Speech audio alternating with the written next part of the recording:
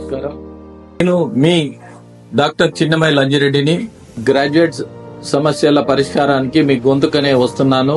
మీ మద్దతు నాకు అందించి నా అభ్యర్థిత్వాన్ని బలపరిచి మొదటి ప్రాధాన్యత ఓటు వేసి గెలిపించాలని ప్రార్థిస్తున్నాను. భారత్ మాతాకి జై. నమస్తే, welcome to YoYo TV. Delhi గడ్డపై 9వ ముఖ్యమంత్రిగా రేఖా గుప్తా ప్రమాణ స్వీకారం చేశారు. పలువురు సీనియర్ నాయకుల పేర్లు తెరపైకొచ్చినప్పటికీ రేఖా గుప్తా వైపే బీజేపీ అధిష్టానం మొగ్గు చూపింది. షాలిమాబాగ్ నుంచి తొలిసారి ఎమ్మెల్యేగా గెలుపొందిన 50 ఏళ్ల రేఖా గుప్తాకు ఢిల్లీ ముఖ్యమంత్రి పీఠాన్ని అప్పగించింది. రేఖా గుప్తా ఢిల్లీకి 4వ మహిళా ముఖ్యమంత్రిగా సేవలందించనున్నారు. గతంలో బీజేపీ నుండి సుష్మా స్వరాజ్, కాంగ్రెస్ నుండి షీలా దీక్షిత్, ఆప్ నుండి అతిషి ముఖ్యమంత్రులుగా పనిచేశారు. ప్రస్తుతం దేశంలో ఢిల్లీ సీఎంగా బాధ్యతలు చేపట్టిన రేఖా గుప్తా గురించి చర్చ జరుగుతోంది. రేఖా గుప్తా విద్యాభ్యాసం, వ్యక్తిగత జీవితం, కెరీర్, కుటుంబం, రాజకీయ ప్రస్థానం గురించి ఇప్పుడు తెలుసుకుందాం.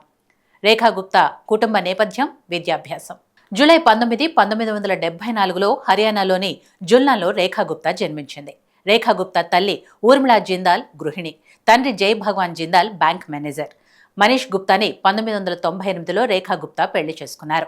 ఆమె భర్త ఆటోమొబైల్ రంగంలో వాడే బ్రాస్ పార్ట్స్ వ్యాపారి. అలాగే కోటాక్ లైఫ్ ఇన్సూరెన్స్ కు ఏజెన్సీ అసోసియేట్ గా పనిచేసేవారు. రేఖా గుప్తాకు 2 సంతానం. అమ్మాయి పేరు హర్షిత, ప్రస్తుతం మాస్టర్స్ చేస్తోంది. అబ్బాయి పేరు నికుంజ్, ప్రస్తుతం ఇంజనీరింగ్ చదువుతున్నాడు. రేఖా గుప్తా తండ్రి ఉద్యోగరీత్యా ఢిల్లీకి వలస వచ్చి స్థిరపడటంతో ఆమె విద్యాభ్యాసమంతా ఢిల్లీలో పూర్తి చేశారు. 1992లో ఢిల్లీ విశ్వవిద్యాలయం పరిధిలోని దౌలత్ రామ్ కళాశాలలో డిగ్రీ పట్టా అందుకున్నారు. 2022లో మీరట్లోని చౌదరి చరణ్ సింగ్ విశ్వవిద్యాలయం పరిధిలోని ఘజియాబాద్లోని IMIRC college of law institute నుండి LLB పూర్తి చేశారు. రాజకీయ ప్రస్థానం గురించి వస్తే చిన్న వయసులోనే RSS భావజాలం వైపు ఆకర్షితురాలయ్యారు. ఢిల్లీ వర్సిటీలో విద్యనభ్యసించారు. ఆ సమయంలోనే తన రాజకీయ జీవితానికి పునాదులు వేసుకున్నారు. 1996లో ఢిల్లీ వర్సిటీ విద్యార్థి సంఘం అధ్యక్షురాలిగా ఎన్నికయ్యారు. తద్వారా క్రియాశీల రాజకీయాల వైపు అడుగులు వేశారు. విద్యార్థుల సంక్షేమం, యువత సాధికారిత, మహిళా సాధికారిత అంశాలపై దృష్టి సారించి పనిచేశారు. ఢిల్లీ బీజేపీ ప్రధాన కార్యదర్శిగా, బీజేపీ జాతీయ కార్యవర్గ సభ్యురాలిగా, బీజేపీ మహిళా మోర్చా జాతీయ ఉపాధ్యక్షురాలిగా ఇలా పార్టీలో వివిధ బాధ్యతల్లో పనిచేశారు.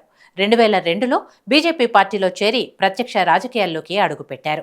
2007, 2014లో పితంపురా కౌన్సిలర్గా ఎంపికయ్యారు. సుమేధా యోజన్ ట్రస్ట్ ఏర్పాటు చేసి పేద, మధ్యతరగతి మహిళలు, బాలల చదువుకు చేయూతనందించారు. 2015, 2020, 2025 ఎన్నికల్లో షాలిమార్ బాగ్ నుండి పోటీ చేశారు.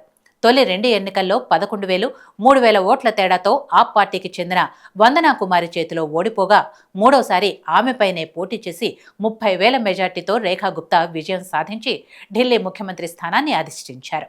కుటుంబంలో ఎవరూ రాజకీయ నేపథ్యాన్ని కలిగి లేకపోయినా స్వశక్తితో రాజకీయ క్షేత్రంలో రాణించారు రేఖా గుప్తా.